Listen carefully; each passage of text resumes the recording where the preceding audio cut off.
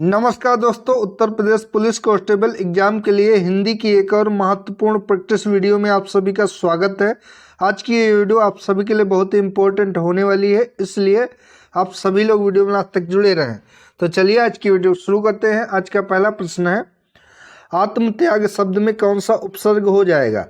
तो आत्मत्याग में उपसर्ग हो जाएगा जो कि आत्म हो जाएगा। ऑप्शन नंबर डी इसका राइट ऑप्शन है। अगला, क्या आप हिंदी जानते हैं? यह किस प्रकार का वाक्य है? तो यहाँ पर प्रश्नवाचक चिन्ह लगा है जो कि बहुत ही आसान होता है इस प्रकार के वाक्य को पहचानना। तो ये प्रश्नवाचक वाक्य हो जाएगा। ऑप्शन नंबर ए इसका सही जवाब होगा। अगला, दुख की पिछली रजनी बीच विकसता सुख का नवल प्रभात, यह उक्ति किस रचनाकार की है? सूर्यकांत त्रिपाठी निराला, जयशंकर प्रसाद, सुमित्रा नंदन पंत, महादेवी वर्मा। तो दुख की पिछली रजनी बीच विकसता सुख का नवल प्रभात, ये रचनाएं जो कि जयशंकर प्रसाद जी की हैं। ऑप्शन नंबर 20 का करेक्ट ऑप्शन हो जाएगा। अगर जयशंकर प्रसाद की रचनाएं पूछें तो इनमें आपकी कामायनी हो जाएगी, आंसू, लहर, झरना, कंकाल, तितली, चंद्रगुप्त, स्कंदगुप्त, ध्रुव स्वामिनी आज इनकी मुख्य रचनाएं हैं। ठीक है। अगला, निहार के रचनाकार कौन है? जयशंकर प्रसाद, जगदीश चंद्र माथुर, निराला, Mahadevi Verma.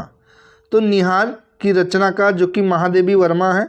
Option number D इसका राइट ऑप्शन हो जाएगा। महादेवी वर्मा की अन्य रचनाएं हैं जिनमें रश्मि इनकी महत्वपूर्ण रचना है, नीरजा है, उसके बाद संध्या गीत है, यामा है, अतीत के चलचित्र हैं, स्मृति की रेखाएं आदि इनकी महत्वपूर्ण रचनाएं हैं। ध्यान रखेंगे।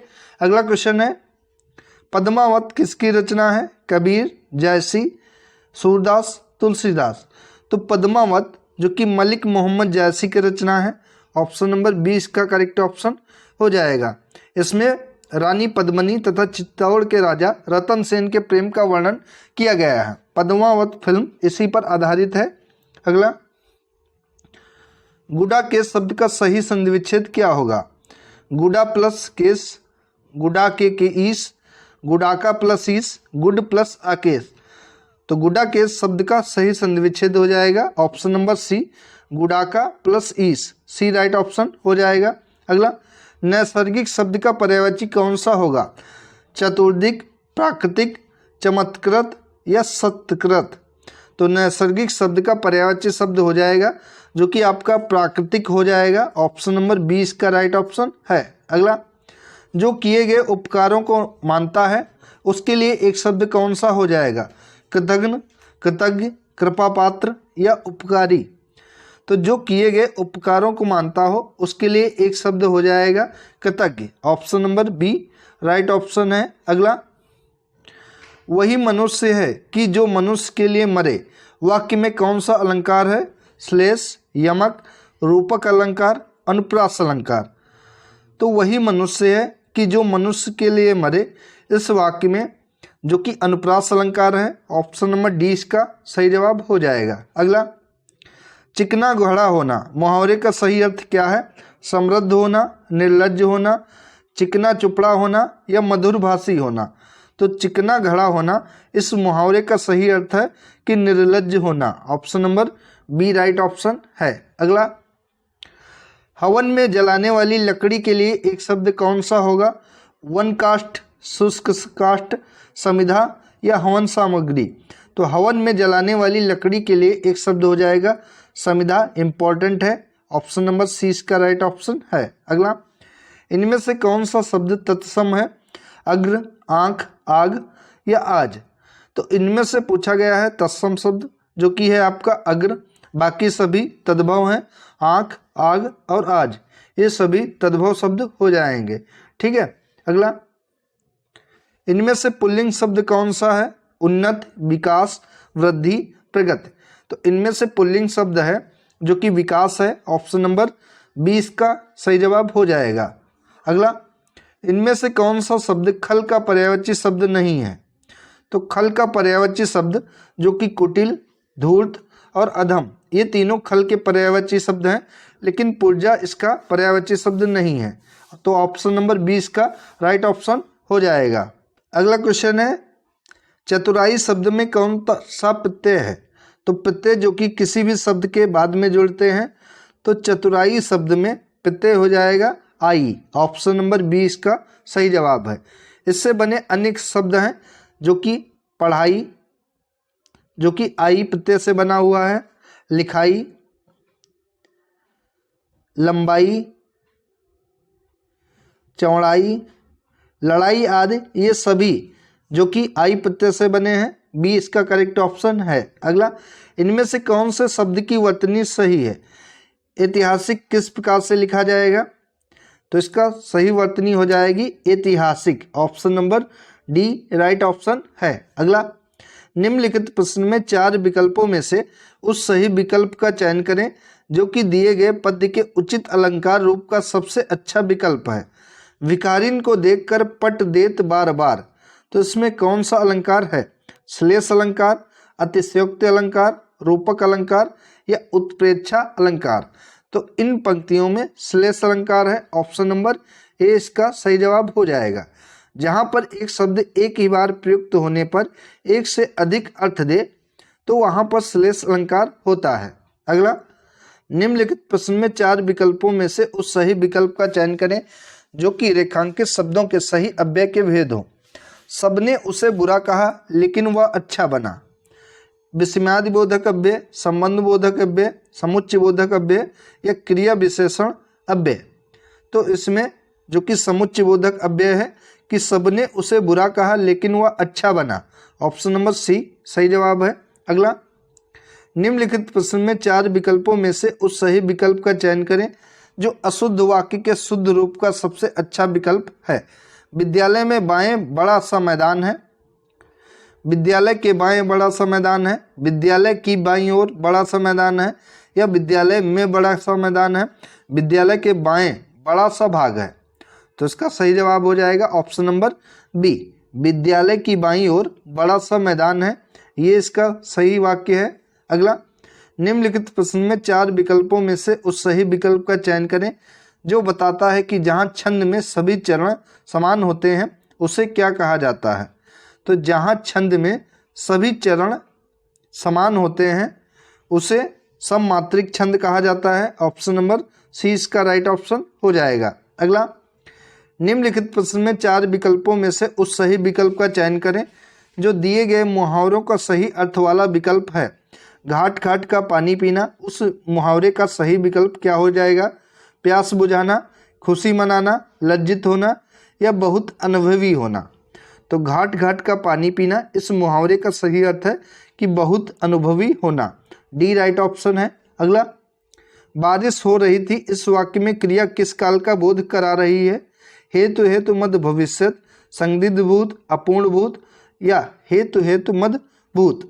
तो बारिश हो रही थी, इसमें अपूर्ण भूत है। ऑप्शन नंबर सी इसका राइट ऑप्शन हो जाएगा। अगला क्वेश्चन, इनमें से कौन सा शब्द भाल का पर्यायवाची शब्द नहीं है? तो पूछा है कि भाल का पर्यायवाची शब्द कौन सा इनमें से नहीं है? तो ललाट, मस्तक और कपाल, ये सभी जो कि भाल के पर्यायवाची हैं, लेकिन गेंद इसका पर्यायवाची नहीं है, तो सी सही जवाब हो जाएगा। वीर रस का स्थायी भाव क्या होता है? तो वीर रस का स्थायी भाव जो कि उत्साह होता है। ऑप्शन नंबर डी इसका सही जवाब हो जाएगा। ठीक है। अगला, दामिनी दमक रही घन माही, खल कै प्रति जथा थिर नाही, इन पंक्तियों में कौन सा छंद है? सवैया, दोहा, चौपाई या सोठा? तो इन पंक्तियों में चौपाई है। ऑप्शन नंबर सी इसका करेक्ट ऑप्शन हो जाएगा। ठीक है। चौपाई एक सममात्रिक छंद होता है, इसमें 4 चरण होते हैं और प्रत्येक चरण में 16-16 मात्राएं होती हैं, ये ध्यान रखेंगे। अगला, निम्नलिखित में से भाववाच्य का उदाहरण कौन सा है? अब चला जाए, रवि आम चूसता है, मोहिनी पत्र लिखती है, शीला से खाया नहीं जाता।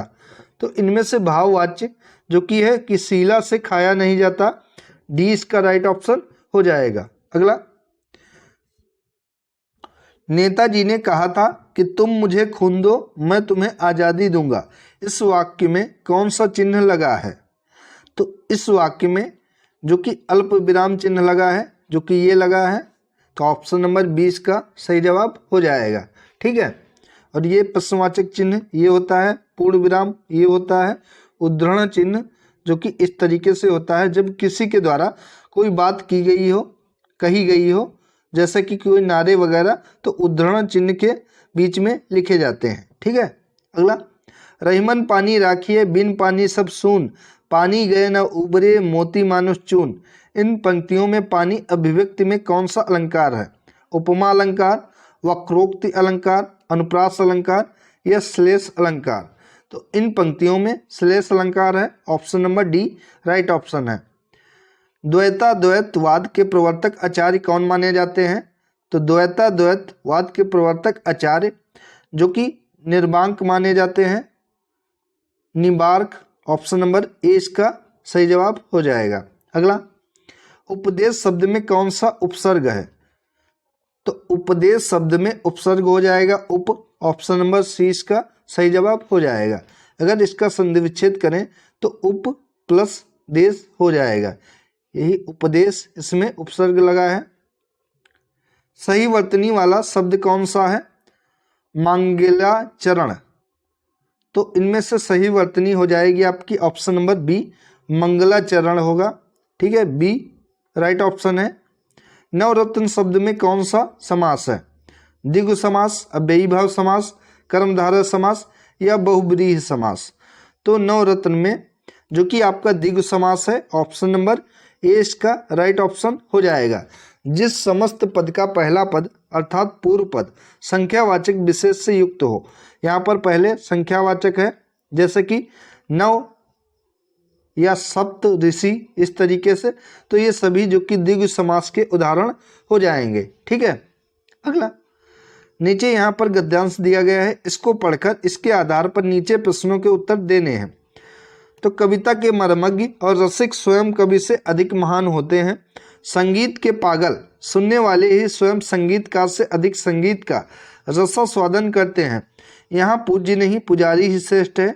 यहाँ सम्मान पाने वाले नहीं सम्मान देने वाले महान हैं। स्वयं पुष्प में कुछ भी नहीं है, पुष्प का सौंदर्य उसे देखने वाले की दृष्टि में है। दुनिया में कुछ भी नहीं है, जो कुछ भी है हमारी चाह में है, हमारी दृष्टि में है। यह अद्भुत भारतीय व्याख्या अजीब सी लग सकती है, पर हमारे पूर्वज सदा इसी पथ के पथिक रहे हैं। उत्तम गुरु में जाति भावना भी नहीं रहती। कितने ही मुसलमान पहलवानों के हिंदू चेले रहे हैं और हिंदू संगीतकारों के मुसलमान शिष्य रहे हैं। यहाँ परख गुण की, साधना की और प्रतिभा की होती है। भक्ति और श्रद्धा की ही कीमत है, ना कि जाति संप्रदाय की। आचार विचार धर्म की। मुझे पढ़ाया लिखाया था एक विद्वान मुसलमान ने ही, और आज मैं जिस स्थान पर पहुंचा हूं, जो सम्मान और प्रतिष्ठा मुझे मिली है, उस सबका से मैं मेरे उन्हीं गुरु का है। तो ये गद्यांश से इसके अनुसार उत्तर देने हैं प्रश्नों के। तो पहला प्रश्न है, कविता का मर्मज्ञ तथा रसिक कौन हो सकता है? जो कविता के मर्म को समझकर उसके रस में डूब जाता है, जो कविता को सुनता है, जो कविता सुनकर दाद देता है, जो रस पान करता है। तो कविता का मर्मज्ञ तथा रसिक जो कि होता है जो कविता के मर्म को समझकर उसके रस में डूब जाता है, ए इसका राइट ऑप्शन है। अगला, पुष्प का सौंदर्य किसमें है? तोड़ने वाले की दृष्टि में, देखने वाले की दृष्टि में, स्वयं पुष्प में या पाने वाले की दृष्टि में? तो पुष्प का सौंदर्य जो कि देखने वाले की दृष्टि में है, ऑप्शन नंबर बी सही जवाब है। अच्छा गुरु अपने शिष्य में क्या देखता है? जाति तथा धर्म, आचार विचार, भक्ति तथा श्रद्धा, रंग तथा रूप। तो अच्छा गुरु जो कि अपने शिष्य में भक्ति तथा श्रद्धा देखता है, option number C right option है। अगला, पथ शब्द का उचित समानार्थी शब्द क्या हो जाएगा? मार्ग, भोजन, यात्री या पथिक? तो पथ शब्द का उचित समानार्थी शब्द जो कि मार्ग हो जाएगा, ए करेक्ट ऑप्शन है। अगला, जो सम्मान और प्रतिष्ठा मुझे मिली है उस सबका से मेरे उन्हीं गुरु का है। कथन में कौन सा भाव प्रकट हो रहा है? गुरु के प्रति घृणा, तो ये गलत है। गुरु के प्रति अपमान, ये भी गलत है। गुरु के प्रति शिष्य भाव या गुरु के प्रति श्रद्धा, तो इन दोनों ऑप्शनों में से आपको बताना है। तो इसका राइट ऑप्शन हो जाएगा कि ऑप्शन नंबर डी, गुरु के प्रति श्रद्धा। डी करेक्ट ऑप्शन हो जाएगा। तो दोस्तों ये थी आज की हिंदी की महत्वपूर्ण प्रैक्टिस वीडियो अगर आप सभी को अच्छी लगी है तो वीडियो को लाइक करें, शेयर करें और चैनल को सब्सक्राइब करें। धन्यवाद दोस्तों।